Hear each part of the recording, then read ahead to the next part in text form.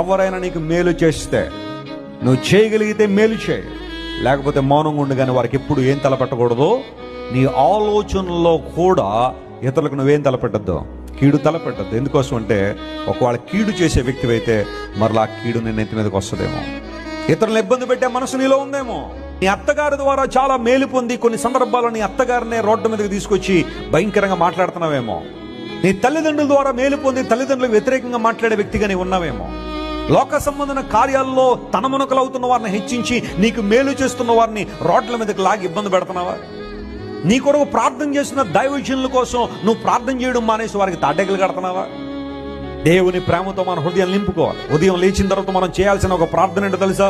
Lord fill me with your love.